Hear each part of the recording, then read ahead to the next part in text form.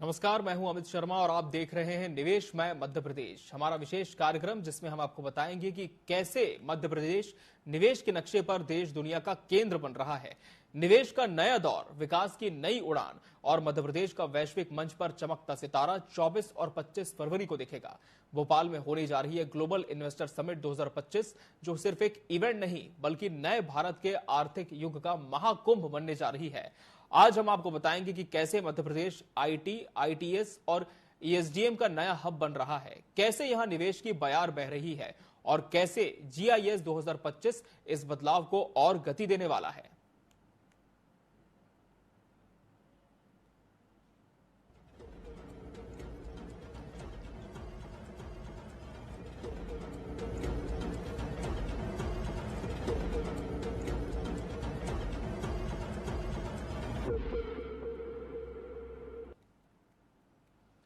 Global investor summit पहली बार भोपाल में, प्रधानमंत्री नरेंद्र मोदी करेंगे उद्घाटन।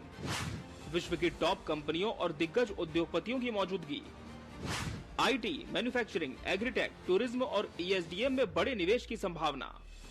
मध्य प्रदेश, जहां निवेश को मिल रहा है नया विस्तार, जहां सरकार की नीतियां निवेशकों के लिए एक भरोसेमंद मंच तैयार कर रही हैं, जहां इंफ्रास्ट्रक्चर से लेकर इंडस्ट्री तक हर क्षेत्र में संभावनाएं नई ऊंचाइयां छू रही हैं। मध्य प्रदेश अपने उद्योगों, डिजिटल इंफ्रास्ट्रक्चर और रणनीतिक लोकेशन के चलते निवेशकों के लिए आदर्श स्थान बन रहा है। राज्य सरकार की नई औद्योगिक नीतियां डेटा सेंटर पार्क, आईटी और मैन्युफैक्चरिंग सेक्टर में निवेश को एक नई रफ्तार दे रही है। सभी सेक्टर में, टूरिज्म के सेक्टर से लगा करके हर क्षेत्र में आईटी का सेक्टर भी हमारा बहुत आकर्षक है। तो मैं आज यशस्वी प्रधानमंत्री के माध्यम से, जब ग्लोबल इन्वेस्टमेंट समिट कॉन्क्लेव के माध्यम से हम सब उम्मीद करेंगे कि भविष्य में आपके और हमारे संबंध और मजबूत बने, और खास करके वर्तमान के दौर में जब हमको कई सारी विदेशी व्यवस्थाओं के आधार पर बाजार की संभावना मध्य प्रदेश की और देश की आगे बढ़ती दिखाई दे रही है। यशस्वी प्रधानमंत्री के नेतृत्व में तीसरी अर्थव्यवस्था बनने की तरफ हम बढ़ रहे हैं, और कमोबेश हम आज चौथे के आसपास तो पहुंच ही रहे, और इसी दौर को आगे बढ़ाते हुए मैं मान के चलता हूं कि आप सब जो भी निवेशक यहाँ है, परमात्मा ने आपको एक विशेष यश दिया है। सच मानो आप उद्योगपति नहीं है, कई सारे लोगों का जीवन बनाने वाले भाव में आप सम्मिलित है। ग्लोबल कंपनियों की भागीदारी, टीसीएस, इन्फोसिस, एचसीएल, विप्रो जैसी आईटी कंपनियां होंगी शामिल। अंतर्राष्ट्रीय ऑटोमोबाइल और मैन्युफैक्चरिंग कंपनियों की भागीदारी। रक्षा और एरोस्पेस सेक्टर में भारत इलेक्ट्रॉनिक्स लिमिटेड बीईएल का निवेश। हमारे लिए बड़ा प्रसन्नता का विषय है कि उन्होंने एमएसएमई क्षेत्र को देश के डेवलपमेंट इंजन के रूप में माना है तथा इसके वर्गीकरण की सीमाओं को ढाई गुना बढ़ाया है, और इसके माध्यम से क्रेडिट गारंटी की जो लोन की सीमा बढ़ाई है तथा अन्य कई अवसरों का इसमें नया समावेश किया गया है। यह एमएसएमई सेक्टर के लिए एक नई क्रांति की शुरुआत है।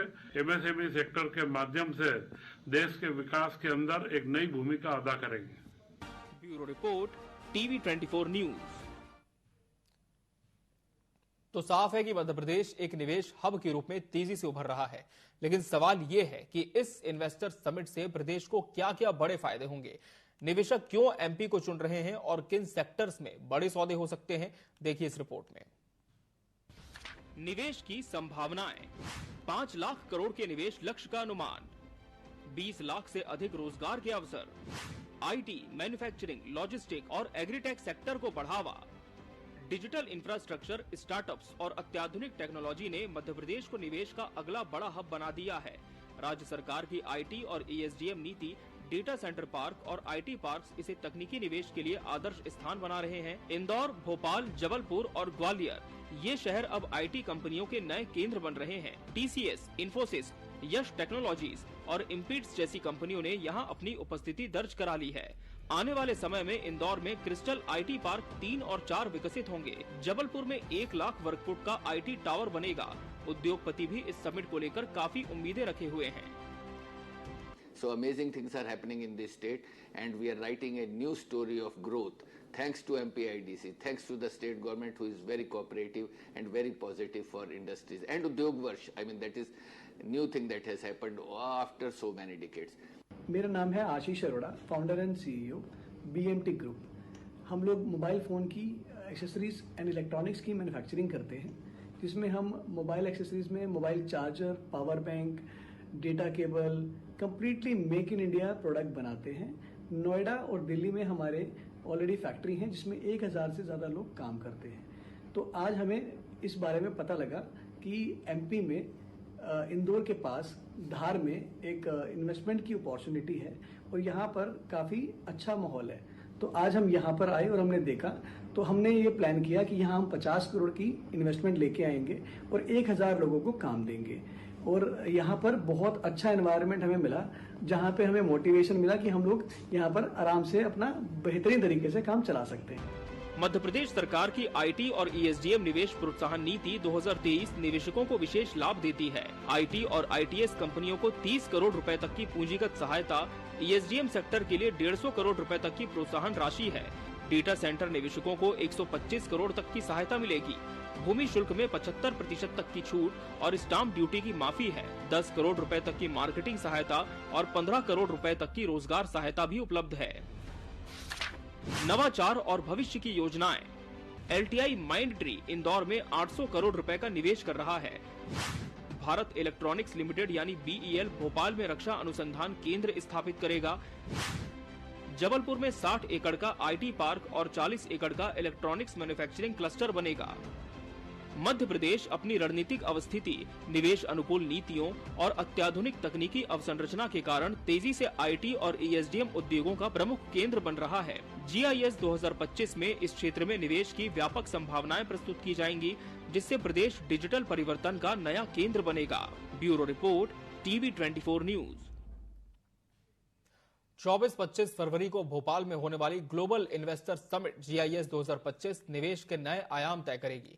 61 देशों के निवेशकों को इसमें न्योता दिया गया है और सरकार को अरबों के निवेश की उम्मीद है। प्रधानमंत्री नरेंद्र मोदी इस ऐतिहासिक समिट का उद्घाटन करेंगे, जिसमें 21,000 से अधिक निवेशकों के शामिल होने की संभावना है। क्या ये समिट मध्य प्रदेश को इंडिया का ग्लोबल इन्वेस्टमेंट हब बना पाएगी, ये भी बड़ा सवाल है। 61 देशों से निवेशकों को न्योता, 21,000 प्लस निवेशक होंगे शामिल। मोहन सरकार को लाखों करोड़ों के निवेश की उम्मीद। नवाचार और उद्योगों को मिलेगा बढ़ावा। मुख्यमंत्री डॉक्टर मोहन यादव का दावा है कि ये समिट राज्य की प्रगति को नई दिशा देगी। जापान, जर्मनी और UK की उनकी यात्रा के दौरान निवेशकों ने रुचि दिखाई है। सरकार का कहना है कि GIS 2025 राज्य में निवेश और औद्योगिक विकास के नए रास्ते खोलेगा। IT, ऑटोमोटिव, फार्मास्यूटिकल, बायोटेक, लगभग 100 से ज्यादा भारतीय कंपनियां, ये भी सुन के आनंद आ गया। उसमें HCL, TCS, इन्फोसिस, विप्रो, आयो, ये जो अपने मान के चलो कि कौन सी कंपनी अपने यहाँ कम पड़ रही, अब भारतीय कंपनियों भी मल्टीनेशनल कंपनियों के रूप में बदल गई। और इसलिए वो गया जमाना जब हम केवल किसी और कारण से किसी और की तरफ देखते थे। हमको भी अपना गर्व होता है कि हमारे साथ जुड़ करके परस्पर एक दूसरे पे पूरक होकर के, एक दूसरे का साथ दे करके इस तरह की ताकत हम बन रहे हैं। और आज भी मध्य प्रदेश में नए आयाम स्थापित हो रहे हैं, जिसमें इन सेक्टर की संभावना भी मध्य प्रदेश से भी जुड़ी हुई। मध्य प्रदेश जब मैं बोल रहा हूं तो केवल मध्य प्रदेश वालों के लिए नहीं बोल रहा हूं, मध्य प्रदेश के बाहर वालों के लिए भी बोल रहा हूं, क्योंकि जब जापान में झंडे फहरा सकते हैं तो मध्य प्रदेश तो अपने देश का एक हिस्सा है कि नहीं। सवाल उठते हैं कि क्या ये निवेश हकीकत बनेगा? पिछली इन्वेस्टर समिट में किए गए निवेश के वादों का क्या हुआ? रोजगार कितना मिलेगा? निवेश से कितने स्थानीय युवाओं को रोजगार मिलेगा? क्या इंफ्रास्ट्रक्चर तैयार है? निवेशकों के लिए आधारभूत सुविधाएं पर्याप्त हैं या नहीं? पर्यावरणीय प्रभाव क्या होगा? औद्योगिक निवेश से पर्यावरण पर क्या असर पड़ेगा? विपक्ष का आरोप है कि इन्वेस्टर समिट महज एक इवेंट बनकर रह जाती है। कांग्रेस के नेता सवाल उठा रहे हैं कि यदि पिछली समिट के निवेशक अब तक नहीं आए तो इस बार कितनी उम्मीद रखी जाए। कि ऐसे जो है पूंजीपति बात कर रहे हैं मध्य प्रदेश में आने की, जो दिवालिया हो चुके हैं, वो मध्य प्रदेश को पहले भी जो है कई जुमले और झांसे पकड़ा चुके हैं। एक जो उद्योगपति जिसने कहा था कि हर घंटे में मैं 5 करोड़ रुपए की इन्वेस्टमेंट करूंगा और मध्य प्रदेश सरकार का जितना बजट है उससे ज्यादा मैं इन्वेस्टमेंट कर दूंगा मध्य प्रदेश में। वो पूंजीपति कहाँ है? ये तो मामा जी बताएं और ढूंढ के लाए बीजेपी उनको। लगभग 2.5 लाख करोड़ रुपए का इन्वेस्टमेंट मध्य प्रदेश में आ चुका है, इसके आशय पत्र उन्हें मिल गए और 1.5 लाख करोड़ का और आ रहा है, मतलब 4 लाख करोड़ का जो है इन्वेस्टमेंट मध्य प्रदेश में आ रहा है साल भर के अंदर। तो वो पैसा है कहाँ? मध्य प्रदेश में कितना कर्जा है मध्य प्रदेश के वासियों को पता है। क्या ये कर्जा खत्म कैसे होगा? अगर आप निवेश लाना चाहते तो जितना पहले आपने इन्वेस्टर मीट हुई, क्या उसके अंदर प्रदेश का आर्थिक विकास हुआ? क्या देश आत्मनिर्भर हुआ? तो ये सिर्फ दिखाने के काम है इनके बीजेपी के। क्या GIS 2025 वास्तव में मध्य प्रदेश के औद्योगिक विकास में मील का पत्थर साबित होगी? क्या ये आयोजन केवल निवेशकों को लुभाने का एक मंच बनकर रह जाएगा? इन्वेस्टर समिट 2025 से मध्य प्रदेश को बड़ी उम्मीदें हैं, लेकिन सवाल ये भी है कि ये वादे जमीन पर उतरेंगे या फिर ये भी बीते सम्मेलनों की तरह आंकड़ों तक सीमित रह जाएगा। Bureau report, TV 24 news. तो ये थी मध्य प्रदेश में निवेश और विकास की बदलती तस्वीर, लेकिन ये तो अभी शुरुआत है। आने वाले एपिसोड्स में हम आपको दिखाएंगे कि किन सेक्टर्स में निवेश को लेकर बड़ी डील्स हो रही हैं, कौन कौन से अंतर्राष्ट्रीय इन्वेस्टर्स मध्य प्रदेश की ओर रुख कर रहे हैं और सरकार की नई इन्वेस्टमेंट पॉलिसी से क्या बड़े बदलाव होने वाले हैं। इसी के साथ हमारे इस खास पेशकश में फिलहाल इतना ही। मुझे और मेरी पूरी टीम को दीजिए इजाजत। नमस्कार।